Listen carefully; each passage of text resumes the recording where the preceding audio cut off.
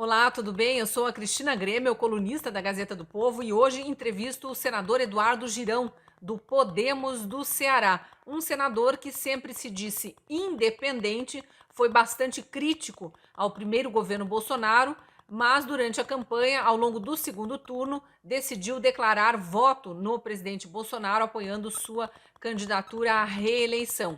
Agora, ele vem a público para denunciar questões que estão acontecendo internamente no Senado e que passam desapercebidas, tanto dos apoiadores do presidente Bolsonaro, que continuam muito preocupados com os rumos do país, quanto com os apoiadores do ex-presidente Lula, eleito, segundo o TSE, aí para governar o país de 2023 em diante, que são aqueles que agora estão mais preocupados com futebol e Copa do Mundo. Tem muita coisa acontecendo nos bastidores do Senado e que o eleitor brasileiro precisa saber. Te convido a assistir a entrevista. Olha, Cris, em primeiro lugar, uma honra, uma alegria estar participando desse bate-papo contigo. A Gazeta do Povo é um veículo que é um presente para o Brasil nesse momento difícil, sombrio que a gente vive na República. Parabenizo a todos vocês que fazem esse renomado veículo do Brasil, que foi também nessa leva aí censurado junto com outros veículos e que a gente tem tentado aqui, um grupo de senadores, inclusive aprovar um voto de repúdio nesse sentido. Conseguimos ontem as assinaturas, né, e na próxima sessão vamos insistir com o presidente Rodrigo Pacheco para que coloque para votar, para a gente saber quem é quem, né? Porque o Brasil virou, como você colocou agora, uma cegueira política e ideológica, onde o ódio permeia o coração de irmãos nossos, né, que perderam a noção do bom senso, né? Então, a gente precisa ter muita calma nessa hora. A gente precisa ter razão nessa hora. Então, o que está acontecendo hoje aqui no Senado, de forma muito clara, é que existe um mundo paralelo, né, que hoje muitos colegas fazem de conta que está tudo bem, que sabe que a página foi virada, que não está acontecendo nada no Brasil de insatisfação. Pela primeira vez, eu fico muito feliz com isso. Eu que venho do esporte, né?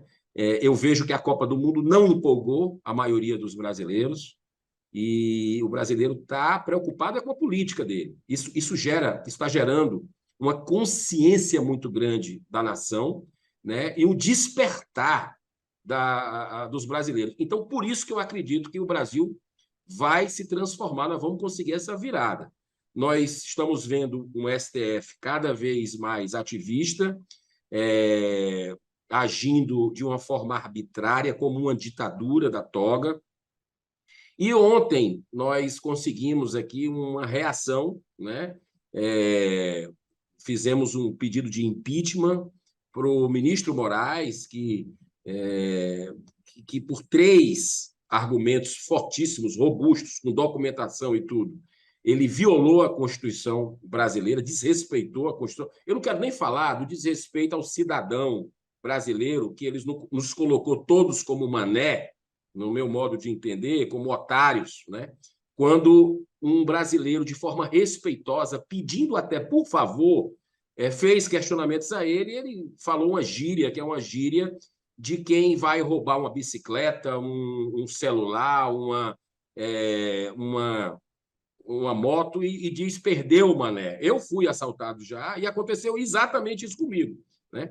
Então, que direitos? Será que foram direitos nossos que foram subtraídos? A gente fica nos questionamentos.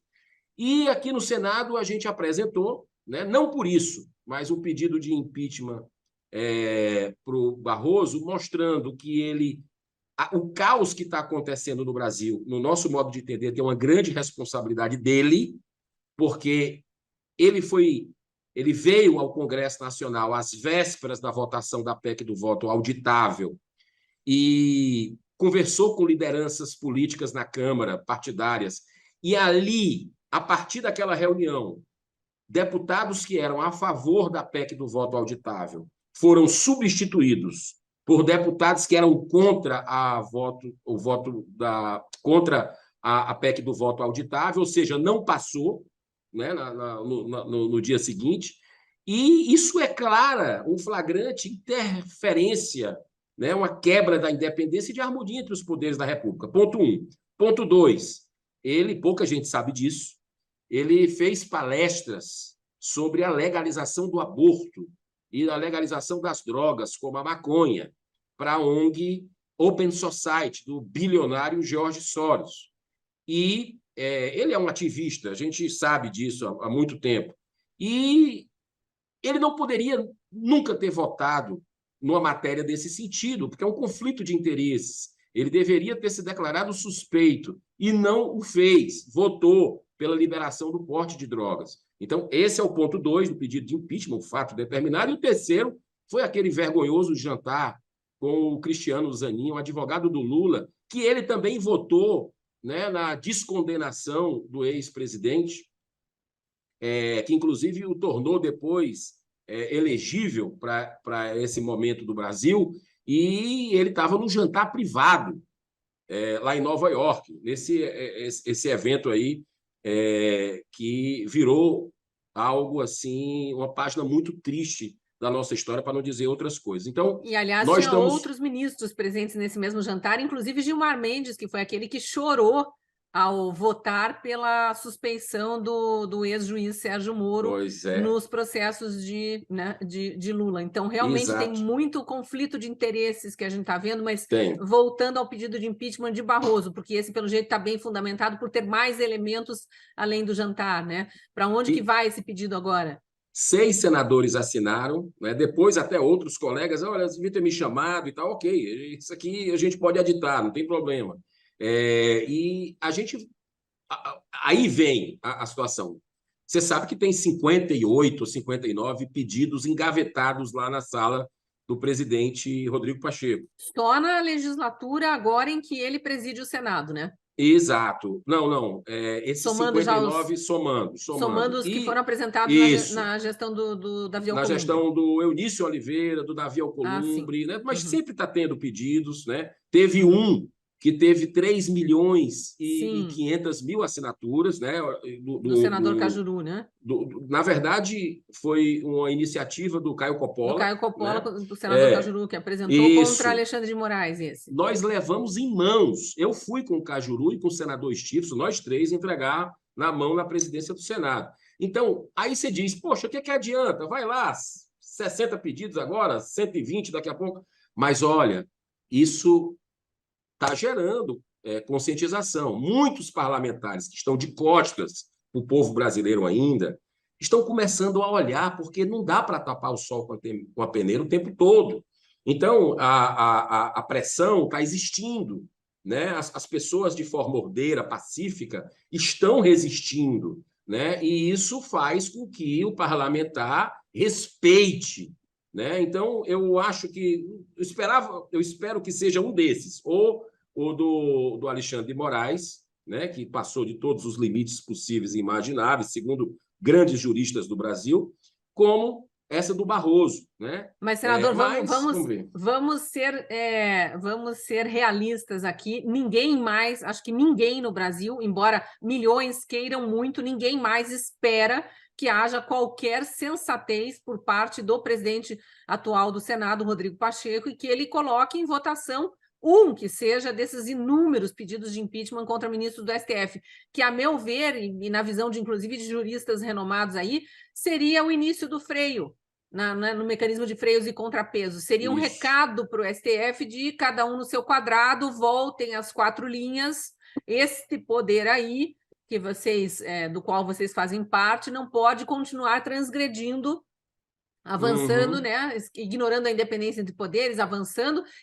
sobre as liberdades individuais que estão garantidas em Constituição. Ninguém mais espera que Rodrigo Pacheco faça algo. E a gente sabe que daqui um mês e pouco entra em recesso o Senado, aí vai ter toda aquela lenga-lenga até assumirem os senadores da próxima legislatura e voltarem ao trabalho os que estão em meio de mandato, que é o seu caso também, né? Enfim, o próprio Rodrigo Pacheco, a eleição para a presidência da Câmara. Então, o brasileiro não é que o brasileiro brasileiro é imediatista, ele já esperou demais, o brasileiro é paciente demais, é pacífico demais, e tá com a corda no pescoço, e assim, já a gota d'água já caiu no copo há muito tempo, já transbordou há muito tempo, o brasileiro não vai passar Natal, Ano Novo, tranquilinho, festejando, e esperando que, quem sabe, um novo presidente, né, o Rodrigo Pacheco pressionado, um novo presidente, venha a votar. O que pode acontecer agora? Eu fico imaginando, vou fazer uma pergunta, desculpe se for muito amadora, mas eu fico tentando olhar pelos olhos do público, que é quem eu represento aqui, sendo voz da população. Não há nenhum outro mecanismo por parte dos outros 80 senadores para, talvez não seja o caso, de tirar Rodrigo Pacheco da presidência, faltando um mês para o fim do mandato dele, aí ou 2 meses oficialmente, 2 meses e meio, né, até haver a nova eleição. Não há nenhum mecanismo. Apresentar o Conselho de Ética por omissão, por prevaricação, né? Aos olhos de muitos, ele já cometeu crimes ao se omitir, né? Com tamanha força de tantos e tantos pedidos aí, não colocar em votação. Olha, vamos lá, Cris. Isso está sendo estudado, né? Essas medidas. Agora, o presidente do Senado faz o que a maioria quer, né? E eu acredito muito na capacidade, dentro dessas crescentes manifestações, porque elas não arrefeceram, embora os tribunais superiores, né, STF, TSE, o CNJ entrando com a questão das Perseguição às crianças crianças, aí, exatamente. né, no Conselho Tutelar, mas para o MST, que sempre fez manifestação com as crianças, eles nunca mexeram uma palha, Aquelas né? manifestações da CUT, sempre cheias de crianças, Então, quer dizer, e são com gente dois. sem roupa, atentados violentos ao pudor. A gente vê aqueles Não, absurdos acontecendo, jogando violência. tinta no prédio de ministro do Supremo, tentando Isso. invadir o Sempre Supremo Tribunal aconteceram sem Federal, nenhuma preocupação mas com não. pais e filhos, nada, né? Mas não, quando é com o conservador junto, aí o bicho pega, né? Aí a lei é mão pesada, firme. Então, as pessoas estão entendendo isso é que é bom. Mas, aí eu quero voltar para você. Por que eu acredito muito na capacidade de reflexão, né? Do ser humano em si, eu acredito, e do político, né? Porque a pressão está chegando aqui. Eu até entendo por que as pessoas estão nos quartéis hoje, né? Elas estão por uma questão, primeiro, que muitos desacreditaram já dos senadores e deputados, e também por segurança, porque o local certo, vamos parar para pensar, o local certo e tem resultado para se fazer manifestação é aqui no Congresso Nacional. Então, eu acredito que vai ser muito natural que as pessoas comecem a vir para cá, pelo menos uma parte.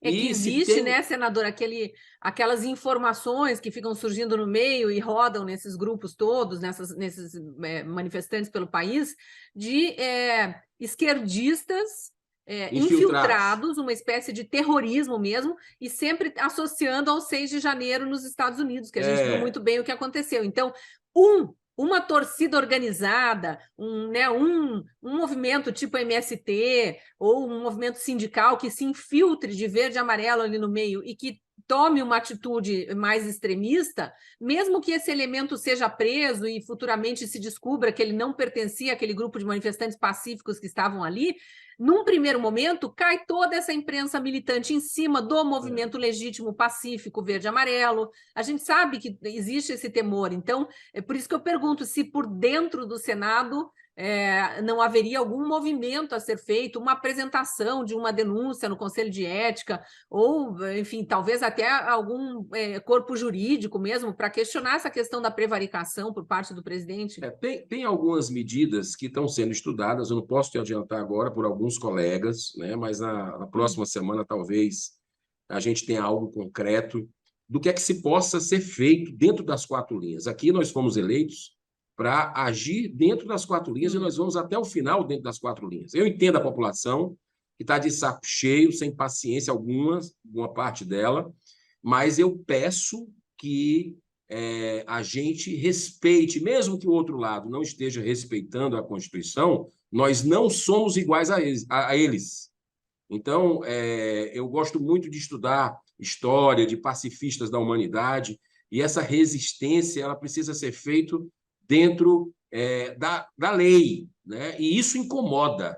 Você vê essas tentativas de sufocar, de dar multa para caminhoneiro que não está bloqueando. Eu sou contra bloqueio também do direito de ir e vir das pessoas, me manifestei sobre isso, mas aquele que está ali ao lado, que não está atrapalhando nada, e chegam, às vezes, algumas imagens que a gente precisa confirmar se essas pessoas que estão sendo presas, caminhoneiros, trabalhadores, porque estão ali ao lado, né? Sem interromper nada, Algemados, né? multa. Coisas Não, proibidas por dando jurisprudência do multa, próprio STF. dando multa de R$ 100.000 por hora para caminhão. Quanto é que vale um caminhão desse, Cris? Não vale nem isso. É. Muitas vezes o cara dá uma multa de 100 mil, É que nem essa multa totalmente. de 22 milhões, aí a gente não sabe de onde surgiu esse cálculo, 22 milhões para um partido que Parece que tem apresenta um endereço questionamento certo, né? legítimo, É o né? número do partido e parece que a coisa virou pessoal. Então, as pessoas estão entendendo isso, que tem uma aura aí um pouco pesada, densa, né, que faz as pessoas cegarem. E isso aí tem gente entendendo e tem gente acordando e dizendo, rapaz, onde é que nós vamos parar dessa forma? Né? Então, pode ter certeza que esse despertar vai gerar alguma coisa muito positiva. É irreversível que os senadores a cada dia comecem a olhar. Por exemplo, eu não vejo que o Rodrigo Pacheco tenha condições de continuar na presidência do Senado numa próxima legislatura. O trabalho continua. Ele está aqui articulando o Tá tempo articulando e inteiro, quer, né? Ele quer reuniões com continuar. partidos, né? Não, ele é candidatíssimo, né? Agora, eu acho que a sociedade não aceita. É o brasileiro. E eu lhe digo uma coisa: transcende a questão se é conservador, se é o brasileiro de direita. Eu vejo insatisfação em todos os. Eu acho que precisa dessa pacificação e a saída dele, pela inércia em muitas pautas, né, seria bom para o país. Né? Então, tem colegas articulando por uma chapa alternativa que o voto em branco, lembra aquele voto que a gente mostrou nas últimas 2 eleições do Senado? Sim. Que, inclusive, eu fui até de gabinete em gabinete pegar assinatura para que a gente tivesse essa propositura, que o Davi Alcolumbre se comprometeu a acabar com o segredismo e não cumpriu, né? Mas a gente vai mostrar o voto. Eu vou mostrar meu voto. Eu quero saber dos outros senadores que mostraram nas últimas eleições se vão voltar atrás ou vão mostrar para a população de forma transparente quem estão votando. E a população vai ter um papel decisivo nisso. Em quem vai votar o seu representante? Né? Cobrar dele. Repito, de forma ordeira, pacífica, respeitosa, mas o político respeita a população que está ali perguntando, querendo saber. Então, eu acho que vai ser ali, se não acontecer alguma coisa até lá, né, assim, no aspecto de algo mais forte, em termos, dentro das 4 linhas, claro, aqui no Senado, de eventuais pedidos, né, de prevaricação ou de conselho de ética, se não acontecer, se não encontrar embasamento para isso, a mudança democrática do Senado é a última cartada para que o Senado seja independente de verdade e possa cumprir seu dever constitucional. Senador, acabamos nos alongando nesse início aqui, porque o pedido de impeachment de Barroso, o mais novo pedido de impeachment de Barroso, é o assunto mais recente no Senado, foi dessa quarta-feira, né? Mas a gente tem ainda 10 minutinhos de janela aqui. Eu queria aproveitar outros 2 assuntos bastante quentes da semana, que são a revisão da lei do impeachment, essa sim, um grupo de senadores tentando passar na surdina, uma discussão que eu sei da qual o senhor não faz parte, mas conseguiu acompanhar um pedaço quando viu que estavam tentando acelerar as coisas sem divulgar para a sociedade, e a questão do pedido de audiência pública para análise das várias denúncias que vêm sendo apresentadas aí em relação ao processo eleitoral. Pode falar um Vamos pouquinho sobre lá. esses temas? Primeiro lugar, segunda-feira, você sabe, todo mundo sabe que segunda-feira aqui no Senado não acontece nada. Né? Os parlamentares estão nos seus estados.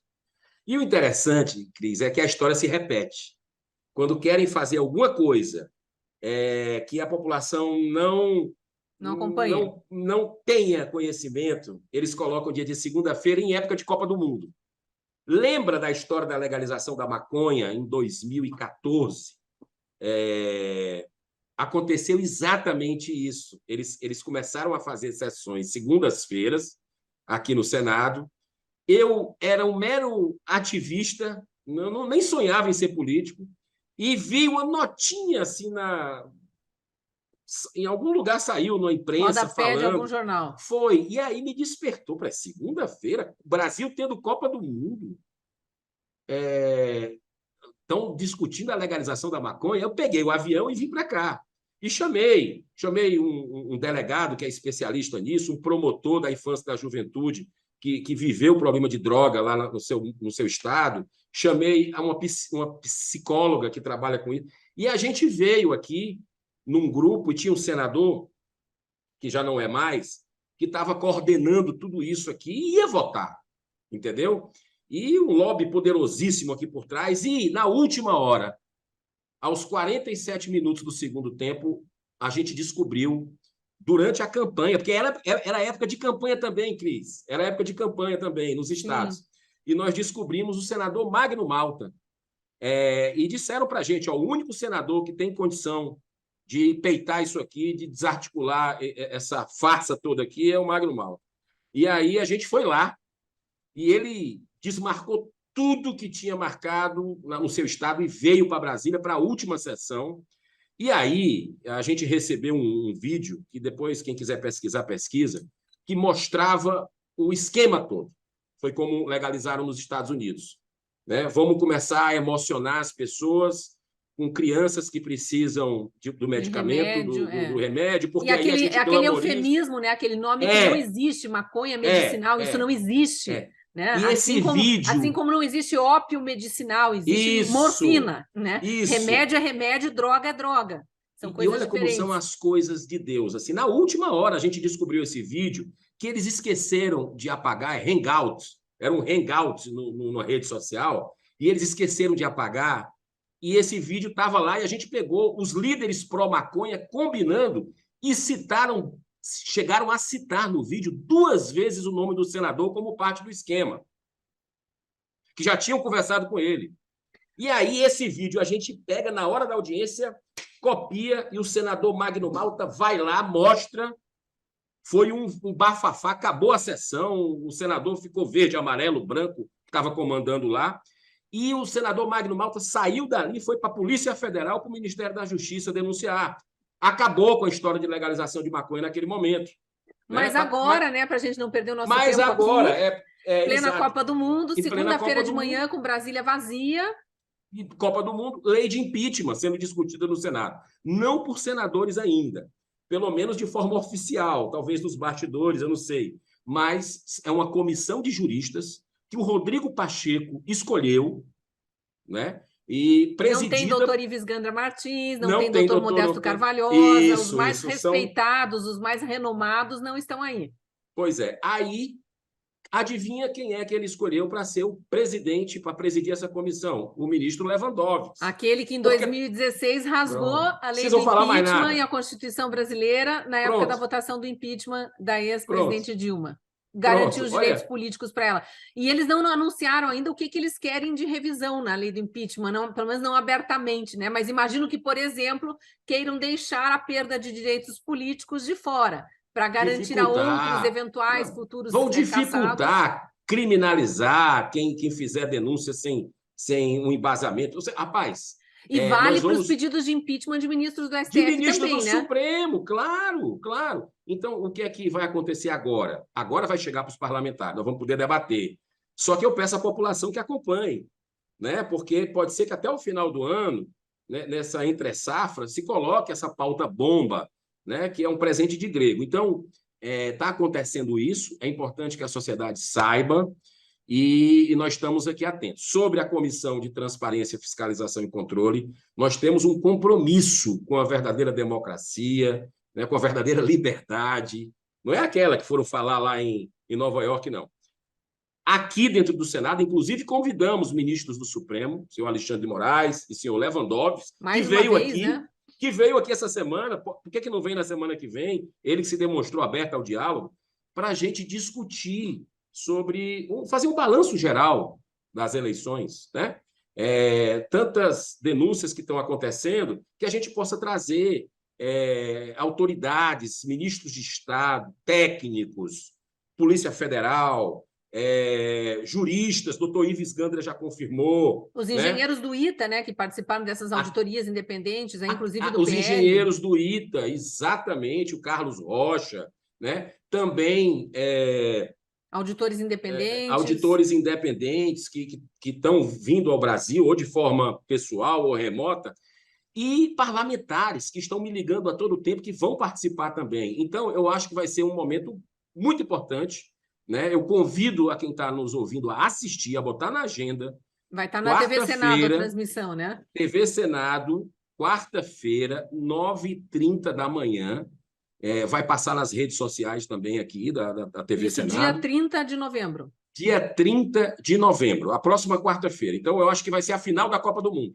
Vai ser antecipada e é importante que a gente possa assistir para entender o que é que está acontecendo, né, no Brasil, nesse momento importante da República.